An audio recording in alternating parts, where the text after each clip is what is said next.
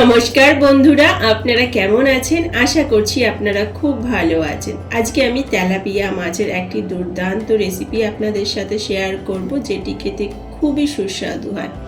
তো দেখুন, তেলাপিয়া মাছ বানানোর জন্য এখানে আমি 4টে মিডিয়াম সাইজের তেলাপিয়া মাছ নিয়েছি, 500 গ্রামের কাছাকাছি আছে। আর তেলাপিয়া মাছের না ঠিক এই সাইজটাই খেতে খুবই সুন্দর হয়। তো তেলাপিয়া মাছগুলোকে ভালোভাবে কেটে নেওয়ার পর ধুয়ে নেওয়া হয়েছে। তারপর অল্প একটু নুন, অল্প একটু হলুদ ছড়িয়ে দিয়েছি। তেলাপিয়া মাছের গায়ে ভালোভাবে নুন আর হলুদটা এখানে আমি লাগিয়ে নিচ্ছি। আর এই মাছের রেসিপিটিতে আজকে কোনো আলু বা ফুলকপি কিচ্ছু দেব না, শুধু পেঁয়াজ দিয়ে বানাবো, মানে আলু টালু ছাড়াই বানাবো। তো এখন আমি ভালো করে কড়াইটাকে গরম করে নেওয়ার পর সর্ষের তেল ঢেলে দিয়েছি। মাছগুলোকে এখন আমি ভেজে নেব। তো মাছগুলোকে উল্টে পাল্টে ভালোভাবে কড়া করে এখানে আপনাদের ভেজে নিতে হবে। তো দেখুন, যেইভাবে ঠিক আমি ভেজেছি ঠিক এইভাবেই ভেজে নিতে হবে। আর আপনারা তো সবাই জানেন, মাছ ভাজবার সময় কড়াইটাকে প্রথমে ভালো করে গরম করে নিতে হয়, তারপরে তেল দেওয়ার পর তেলটাকে ভালোভাবে গরম করে নিতে হয়। তো ওদিকে মাছ ভাজা হচ্ছে, ততক্ষণ এখানে আমি পেঁয়াজ নিয়েছিলাম। পেঁয়াজটাকে একদম কুচি কুচি করে কেটে নিয়েছি দেখুন। আর পেঁয়াজগুলোকে না একটু হাতের সাহায্যে আলাদা করে দেবো, এতে করে পেঁয়াজের যে পাপড়িগুলো আছে সেগুলো আলাদা হয়ে যাবে। তো একটা টমেটো নিয়েছি, টমেটোটাকে লম্বা লম্বা আর পাতলা করে কেটে নিচ্ছি এখানে আমি।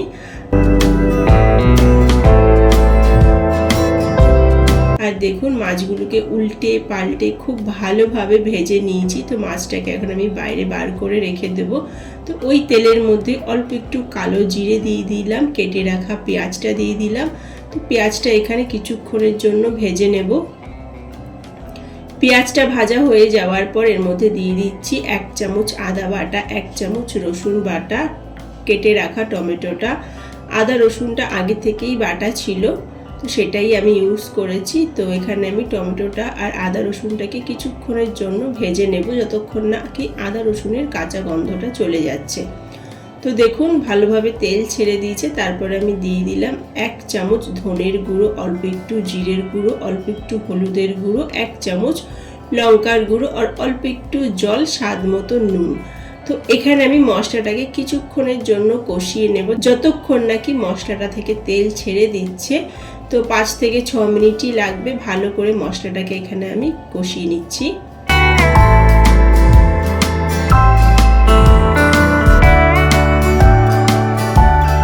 ভালোভাবে মশলাটা কষিয়ে নেওয়ার পর তারপরে জল ঢেলে দিলাম। অল্পই একটু ঝোল রাখবো, তো সেই অনুযায়ী আমি কিন্তু জলটা ঢেলে দিলাম। তো গ্রেভিটা আপনারা যেরকম রাখবেন ঠিক সেরকমই কিন্তু জলটা ঢেলে দেবেন। এখানে আমি 1 চামচ হলুদ সর্ষেটা নিয়েছি, আর দেখুন তার অর্ধেক কালো সর্ষেটা নিয়েছি।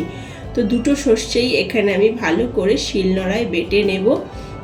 আপনারা যতটা হলুদ সর্ষে নেবেন ঠিক তার অর্ধেক কালো সর্ষেটা নেবেন। এতে করে না কখনো মাছে বা কোনো কিছুতেই সর্ষে বাটা দিলে সেটি সেই তরকারিটি আর কি তেতো হয় না।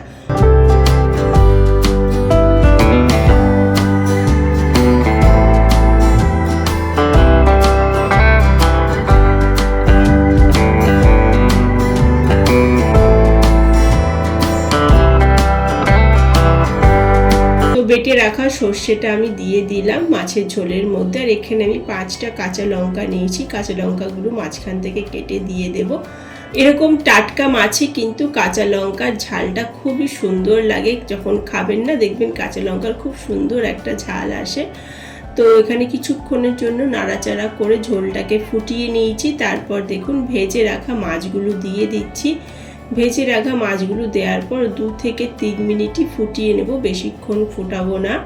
তো 3 মিনিট পর দেখুন কত সুন্দর তেলাপিয়া মাছের একটি সুন্দর রেসিপি তৈরি হয়ে গেল। খুবই কম টাইম লাগে, 15 থেকে 20 মিনিটই লাগে। একদম সহজভাবে খুব কম টাইমে আপনি বানিয়ে নিতে পারেন।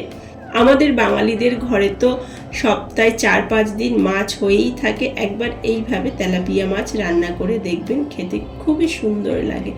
আপনাদের যদি ভিডিওটি ভালো লেগে থাকে ভিডিওটিকে লাইক শেয়ার করে দেবেন, চ্যানেলটিকে সাবস্ক্রাইব করতে কিন্তু ভুলবেন না। Tata, bye bye.